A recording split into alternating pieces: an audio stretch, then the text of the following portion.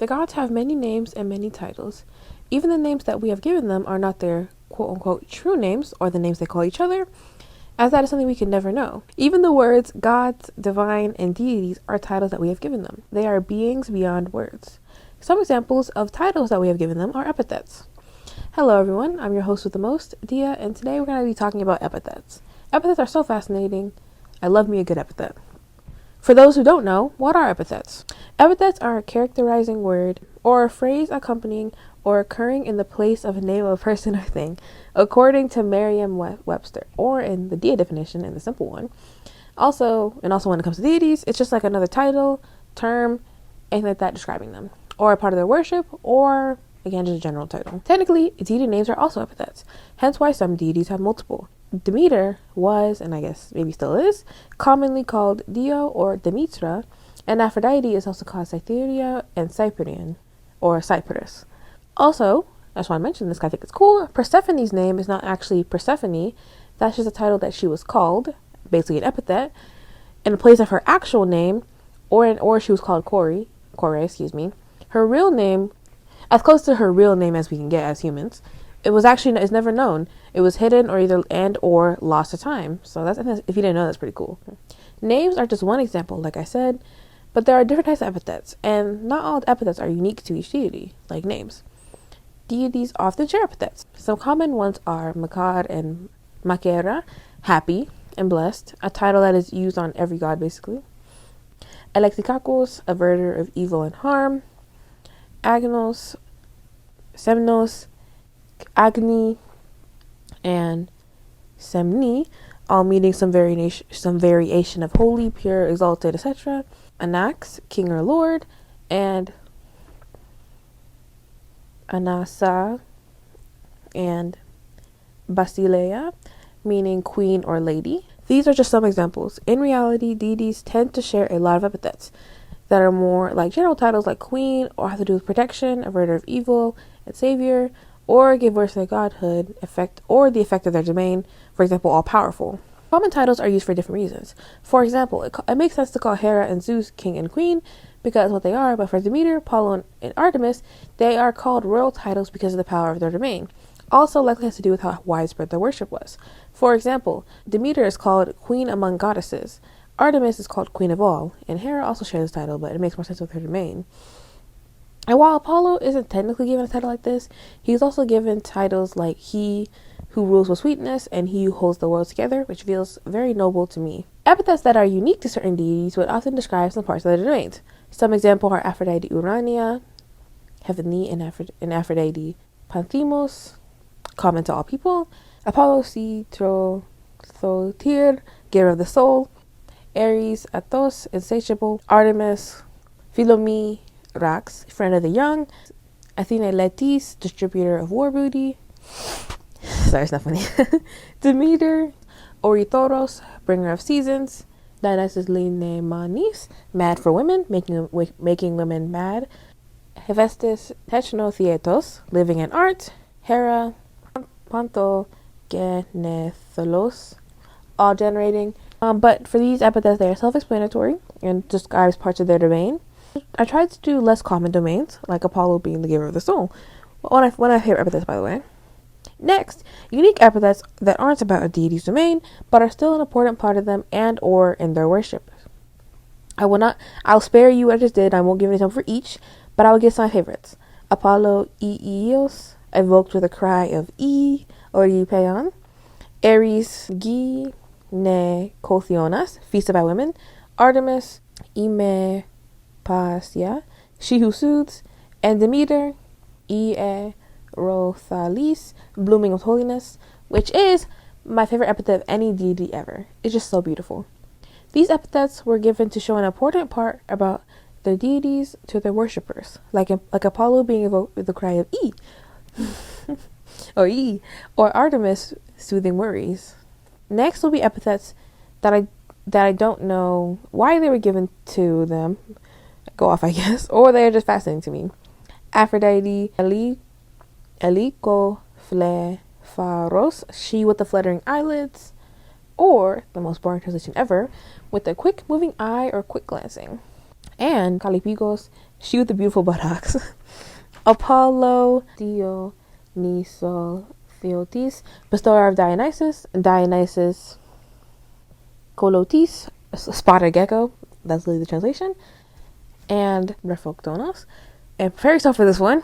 He who unalives babies and child unaliver. Let me explain this one real quick. Basically, he quote unquote unalives childish mindsets and destroys them, forcing the person to grow up. Moving on. Lastly, Hera, Ephiphagos, goat eater, and boopis, cow-eyed, which we all love. There are some epithets that kind of fit under here, but I didn't want to include them because they are still strange, but I still know where they come from. And again, these are self-explanatory, just built different. For Dionysus, I understand the concept of destroying child's mindsets, but what does that have to do with Dionysus? You'd think it would be more like for Artemis, Hera, or even Apollo, who preside over children growing up and starting to do adult things. Of course, Hera presiding over marriage and Artemis over children, but also Artemis presiding over young girls when they got ready for marriage, and by extension have children. They would give her old toys to her and also their old underwear. Yes. And then, of course, Artemis presiding over childbirth. So I don't know. And Hera, I guess she's like goat me, which is same girl, goat me goes hard. And for Aphrodite, I understand. Next, I want to briefly talk about epithets that describes actions, but are assigned to a deity. And I'm going to be honest with you, I'm making the section to talk about Eros epithets. I don't know what section to put them in, but we got to talk about them because they're bizarre. I could put them in the fascinating, but this also seems a good time to talk about some epithets that have to do with actions. But for Eros, he has a lot of weird ones, like Phivolipsia, which is attraction, Eros, by a mortal towards a male deity, and Nympholympsia, which is the same thing, but with the goddess. What? Dog, what? He also has Romanis, maddened by love, and Erotio, to be lovesick. And lastly, he has two that seem cute, which are Erastis, which is the lover in a romantic relationship, and Eromenos, the loved in a romantic relationship, and both translate to beloved, which I guess that does seem cute, right? Anyway, I say seems cute because you may recognize these words if you know anything about homosexuality in ancient Greece. Yes, these are the words that are used to refer to the top and the bottom in a relationship, for lack of better words, in ancient Greece. I don't know. Honestly, I don't know what's going on with Eros epithets. He has some normal ones, but they are few. And of course, there are other deities that fall under this section, but I really just want to talk about Eros. Okay, let's try to wrap this up. There are also some epithets that describe some that are sacred to a deity. For example, Dioios, sacred to Demeter, and Ares has a few actually. Akesforos, belonging to Ares. Erios, devoted to Ares. Eriophilos, beloved of Ares, very cute. There are also some epithets that describe physical descriptions of deities, like Aphrodite, Philomethes, other lovely smile, smiling, and Eratoplo. Kamos, she who has lovely locks of hair, and Demeter, Evkomos, lovely haired, and Callispheros, beautiful, trim ankled. Whatever that means, trim ankled. I think I basically described every type of epithet in an easy to understand way and categorize them. Next, we'll talk about why epithets exist. Well, of course, a lot of them form as compliments or some way to describe a deity, like in the Iliad, cow-eyed or ox-eyed Hera, or man-sliding Ares, or even Zeus, who is often called Hera's lord or a loud thundering. Basically, in the Iliad specifically, a deity is not really introduced without some sort of epithets. They don't just say, Zeus. They say Zeus of the thundering skies. They say Zeus, Hera's lord. Apollo, as I remember, he's not really typically, I don't know why, for Apollo, they're just like, yeah, Apollo. I don't know why. So basically, they're introductory titles, at least in the case of the Iliad. And of course, some epithets like that. Theory.com categorizes them as poetic epithets and cult epithets, which is a great way to. Cult epithets are used as epithets to describe a deity in worship, or to call them or describe a part of their domain. And poetic epithets are for stories, of course. So really, they're a way to describe deities, whether in worship or in poetic form. Now, remember what I said about epithets forming as compliments? Well, welcome to the custom epithet section. I have made a few custom epithets for my deities, and some have formed a compliment. or just in regular me speaking to them. You just start calling a deity something so often that it just sticks. For example, I always call Aphrodite my lady or my special lady, a lovely lady. I always say my lady Aphrodite. So I said so often that I decided to make an epithet of her. I also started calling her Philatis, which means dearest, because I call her that so often.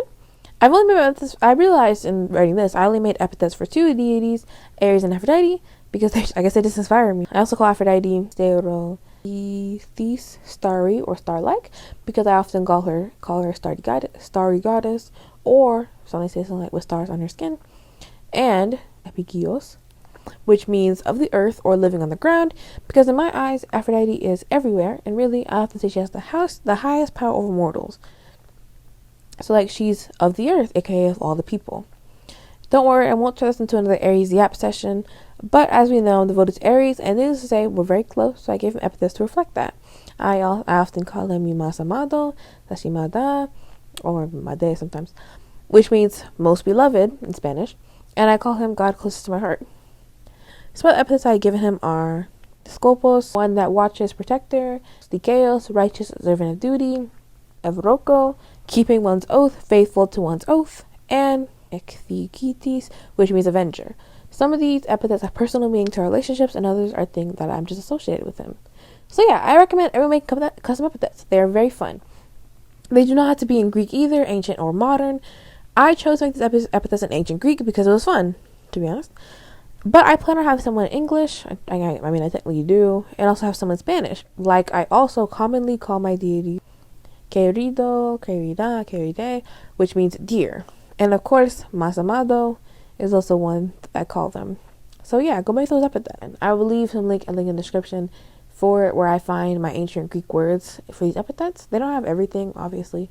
It's not like a translator, but it has a lot of words, so I'll leave it in the description. Thank you for watching. That was all about epithets. Feel free to put your favorite epithets down in the comments. Epithets fascinate me, and I love them so much. I hope I can be as creative as the ancients, like Demeter blooming in holiness. That is so beautiful. And speaking of Demeter, we're going to say him to her. Orphic has a lot of epithets, so I feel like it's a good choice.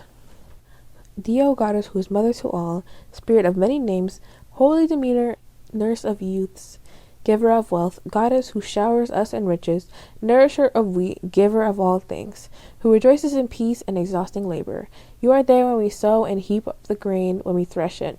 O spirit of the unripe fruit, who dwells in the sacred valleys of Eleusis, lovely beloved who sustains every single mortal, it was you who first yoked the plowing ox, who raised up from the earth the lovely rich harvest for men. It is you who make things grow, O companion of Bromios, splendidly honored, torch-bearing, holy, rejoicing in the crops of summer. You spring from the earth, you are brilliant, you are gentle to all. You are kind to children, a lover of youths, holy, a daughter who nurses the young. You yoke your car to bridal dragons, you whirl and swirl around your throne, crying Iohe. You are our only child, but a goddess with many children, who with many powers over mortals. You have many shapes, you appear in many blossoms. Your blooms are sacred. Come, blessed one, holy one, brimming with summer fruit, bringing on a peace and lovely good government, and wealth and abundance and prosperity together with queen health. Anyway, thank you so much for watching, y'all. Just know the gods are always with you. Remember to praise them and thank them often, and have gratitude, because gratitude makes you a happy person. Anyway, thank you for watching again. Love y'all, and bye.